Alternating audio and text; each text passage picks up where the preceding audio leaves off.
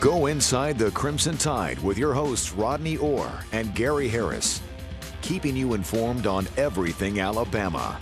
And now, Tider Insider TV. From this day forward, your name will be followed by the words Heisman Trophy winner. Without further ado, the winner of this year's Heisman Trophy is Derrick Henry.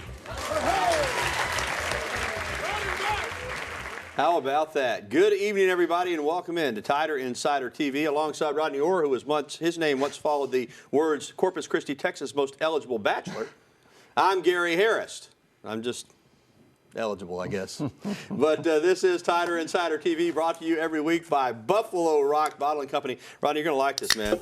I'm going all out. This is something I discovered at the grocery store, and I liked it so much I requested it from Buffalo Rock. It's Diet Pepsi Wild Cherry. I thought you were going to knock it out. I will knock it out. That's my favorite. Try it. It's Diet Pepsi, so 0 calories. That wild cherry kind of tickles your tongue right at the end. You know, I love Pepsi. Yeah, I know you do. I know a lot of people ask me that, so let's just get that clear. Well, you're going to love Diet Pepsi Wild Cherry, the best.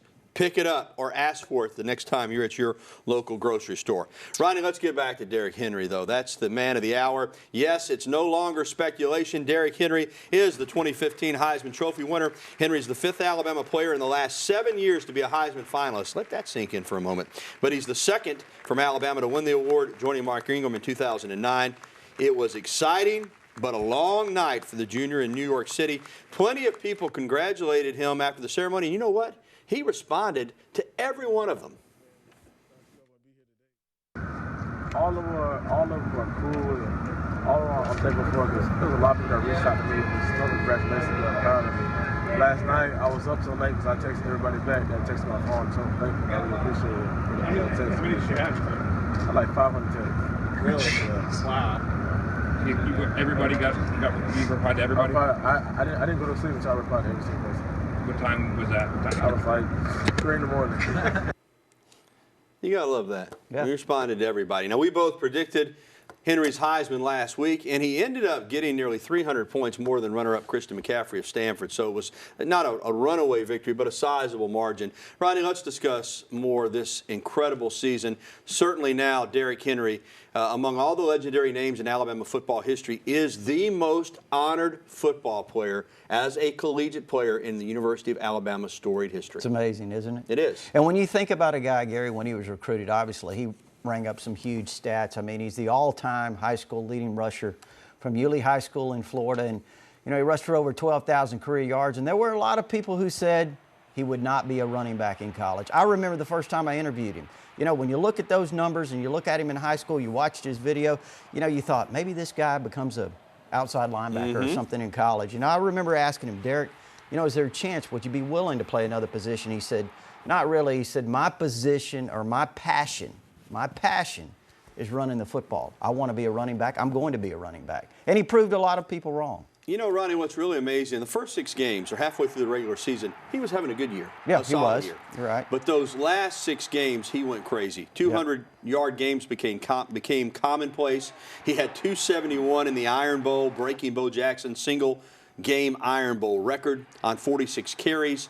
He came back with 189, in the SEC championship game to rush for nearly 2,000 yards, eclipsing Herschel Walker's single-season SEC mark. When you're breaking records set by Bo Jackson and Herschel Walker, enough said. That's not small company by any means. And again, you know, who would have ever really thought it at the beginning of the year? You know, that record for Herschel Walker, that single-season record, 1,891 yards, Gary, 34 years. And let's point this out. A lot of people saying, well, he had more games. He had 40 less carries. That's the bottom line. He averaged a yard more per carry than Herschel did.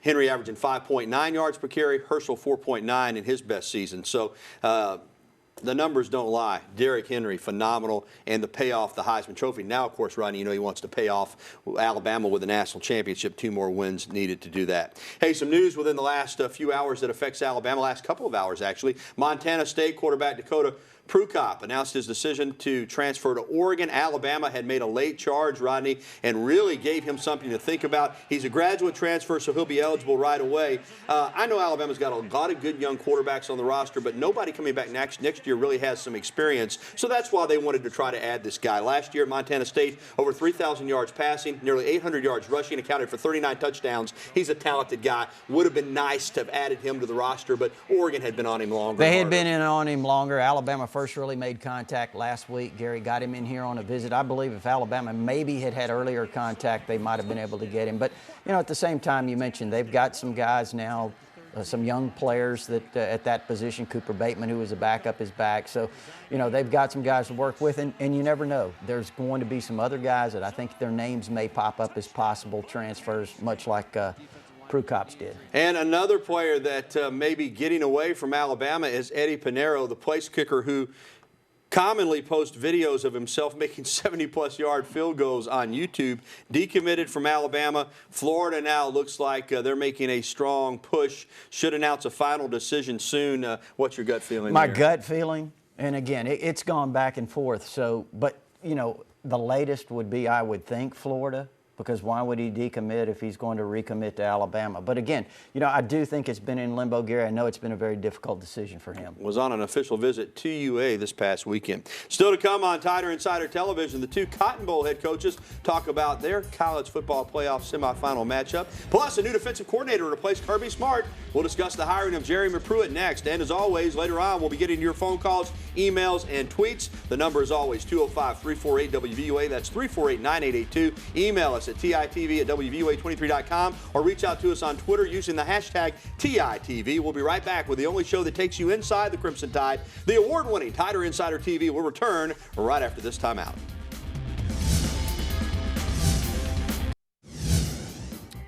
This past Thursday at the College Football Awards Show in Atlanta, the four semifinal coaches huddled around the championship trophy. But you know who has the most experience for picking up national championship trophies, don't you?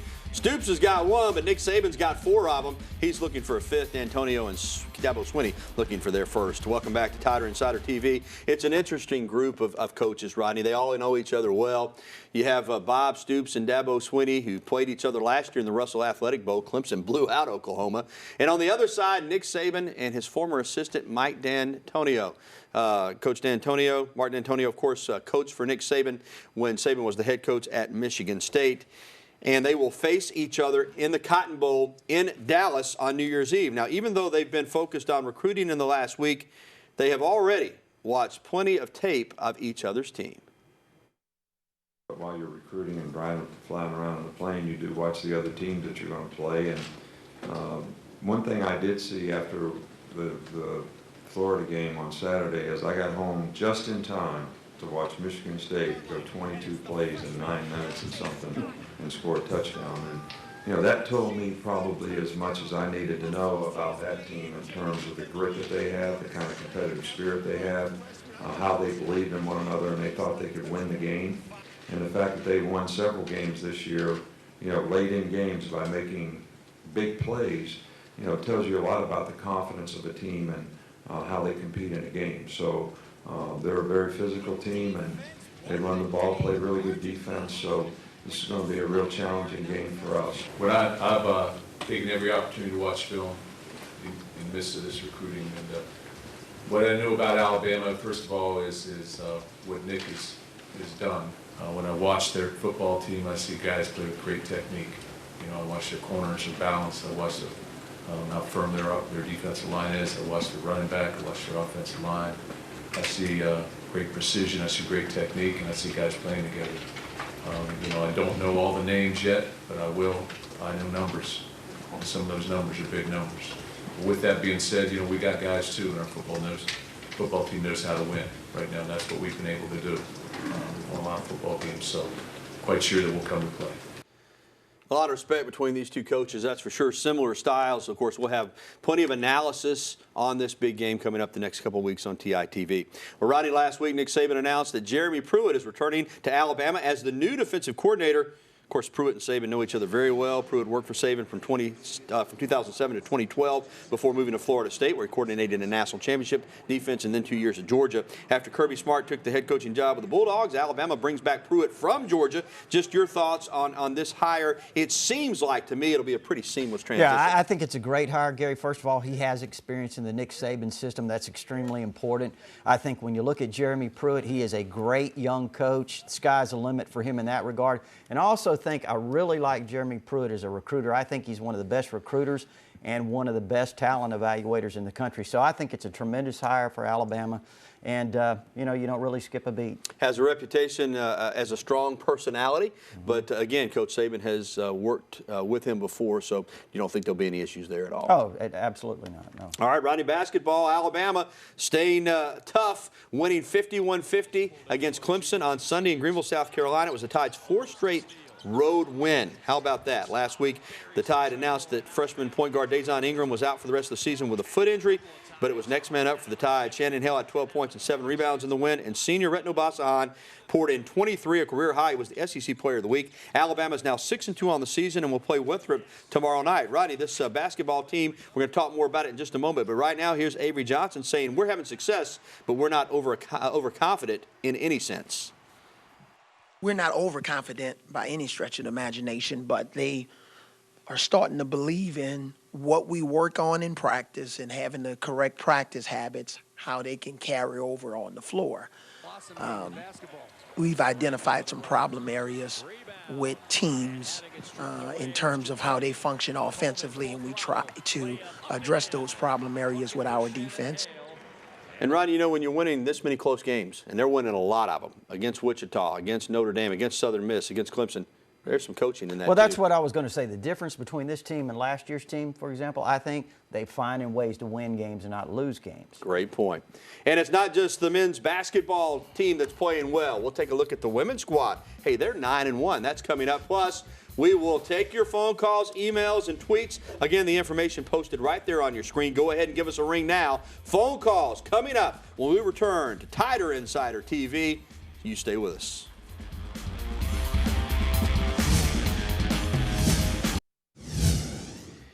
The Alabama women's basketball team hosted North Florida on Monday at Coleman Coliseum in the annual 5th grade fast break game. 5th graders from all over Tuscaloosa County and city schools were on hand, and Alabama improved its record to 9-1. The kids enjoyed that as Alabama went on a 7-0 run right before halftime and went on to win 69-47. They'll face Georgia Tech this Friday in Atlanta. That will be a tough one. And right now, we will face your phone calls right here on Tider Insider TV. And let's begin with our buddy Harold over in Anniston. What's up, Harold? Hey, how you guys doing? Great, man. Hey, guys, I just want to say congratulations to Derrick Henry. And I'd like to ask you guys, my question was something about the basketball teams. I watched the women's and the men's basketball team. And I'd like to ask both of you guys, man, doesn't it feel great to go into these, whether it be a women's or men's basketball game, and at least have a chance to win? You feel good like you have a chance. In the past, it's like we didn't have any chance on the floor. Harold, you're right. I mean, it's like with Coach Saban handling the football program. You're going to win games. I think with Avery Johnson and Christy Curry, they're on the right track there with basketball. Not going to win them all, but you do feel like you've got leadership in place with coaches that know how to get it done. Yeah, and I think it's always exciting, Gary, when you see these games, especially go on a road game, for example, like Clemson. It's a close game, and you find ways to win. That builds a lot of confidence as you start moving forward. It builds not only confidence with the players, but I think in the fan base, and it creates excitement and enthusiasm, and you've got to win those close games. Absolutely. Thanks for the phone call, Harold. Let's go to Birmingham and talk to Casey. Casey, welcome into TITV. How are you? Hey, I'm doing pretty good. How about yourself? Very well, thanks. Good deal. First off, love the show. Enjoy watching y'all when I get a chance. Thanks. Thank you. Real quick, this quarterback conversation with this guy from, what is it, Montana? Montana State, right?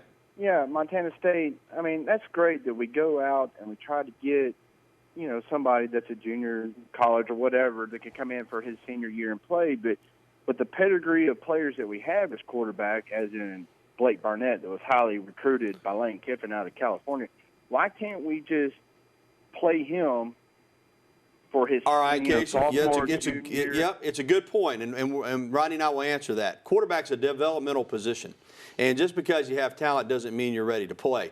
He's never played a college football game. He still needs to add some weight. I think he's got a chance to be a great player. I think there's some other quarterbacks on the roster that can play, have talent, and another one coming in from high school. But if you get a chance to get a guy who's already done it at the college level as a fifth-year player, you take him. It's not anything negative toward those other quarterbacks, but you say play him. But what if you lose 4 or 5 games next year playing a young quarterback? Are you going to be happy then? And you get a chance to get a guy that could come in possibly with that experience. It's just another quarterback that would have been on the roster. Well, now they're going to go with who they got. Yeah, I think you always look for opportunities to better your team. And I think when you have a quarterback, like you said, that has that kind of experience, Gary, if you have an opportunity to get him, you certainly want to take it. Yeah, now they're going to go with the guys they got, Casey. And again, I think they got some talented quarterbacks. But if you can get a shot at a guy who's already proven it at the college level, that's an opportunity you take. Oregon's going to get him. Alabama won't.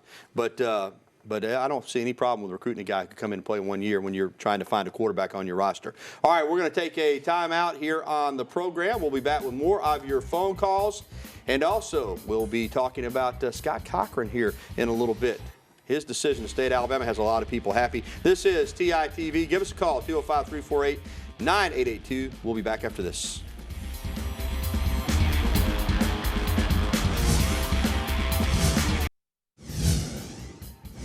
Alabama head coach Nick Saban announced Monday that head strength and conditioning coach Scott Cochran will stay at Alabama with his current position.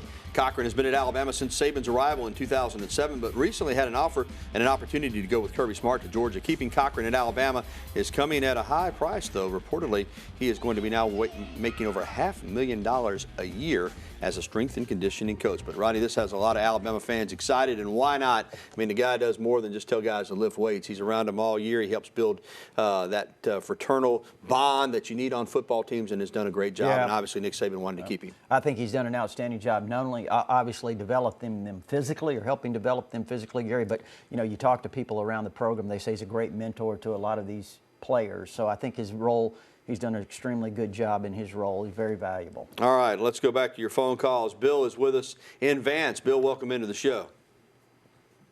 Bill, you there? Going once, going twice, going 3 times on Bill. Have you guys got Bill's question? Yeah, I want to know, how does Alabama rank in recruiting? Well, Rodney doesn't rank recruiting classes, and we don't spend a lot of time on that. Let's just say this, Bill. Alabama's going to be, if not at the top, near the top when all these national rankings are finished in February. Yeah, and again, a lot of that is subjective, very subjective, but I do think Alabama's going to finish really well, and they're going to have an outstanding class and be rated highly by all the services. All right, let's go to Brent and talk to William. William, welcome to the program. How are you? Yeah, how y'all doing this evening? Very well. All right, right now I want to know is, I know we got Hall, the big center, but is Avery looking at any more 6'10", 6'11" centers, and I think I'm listening off air. Well, William, he is, and Rodney and I were just talking in the break. Alabama basketball wants to get bigger in the post. They need more low-post scoring. One of the guys that they're chasing is Marcus Bolden from DeSoto, Texas. Rodney, one of the best in the country. Now, you got to go up against the Kentuckys, the Kansases, the North Carolinas, but that's the kind of guys that Avery Johnson wants to recruit against. He wants to go for the best and make them tell him no. Yeah, and he's already made some inroads. Obviously got some, you know, he's had some big commitments. I don't know what the latest is on Ferguson, if he's finalized what he's going to do, Gary, or Terrence not. Ferguson has not, but Alabama's still in the mix there. Yeah, absolutely. I know he's going to go into the late signing period, but, you know, as far as getting Alabama in front of a lot of these big-time national players, Avery Johnson's off to a great start doing that. Yeah, William, he does want big bodies, though, to play down in the low post, so he's looking for some. You're absolutely right in that thought process. All right, let's take an email question, Rodney, and this one is coming to us from Hutch. Why would Lane Kiffin leave Alabama to make a lateral move? Why can't he continue here? Well, Hutch, I got a good feeling that you are going to get your wish. I mean, all indications right now are that Lane Kiffin is going to return to Alabama. Yeah, there's been a lot of speculation for several months about Kiffin's future here at Alabama, Gary, but, you know, you always kind of have to wait and let things play out, see how it progresses. And, you know, I'm sure there's a possibility that at the end of the year, after everything's said and done, there's going to be some openings in the NFL in terms of offensive coordinators. But, you know, right now, I would say it appears, as you said, Gary, good chance that Lane Kiffin will return. I think he wants to return for a 3rd year here. I think he feels like he's got a lot of talent to work with next year. And he's recruiting as if he's coming back. So, Hutch, I really think, as Gary said, you're going to get your wish. 2 SEC championships with 2 different quarterbacks, neither of whom had played a lot under Lane Kiffin. He does know what he's doing. All right, still to come, and thanks for the phone calls and emails, by the way. Can A.J. McCarron snap a dubious streak among Alabama quarterbacks in the National Football League? We'll discuss. We're coming right back with more TITV. It's a pretty night in Tuscaloosa. Stay with us.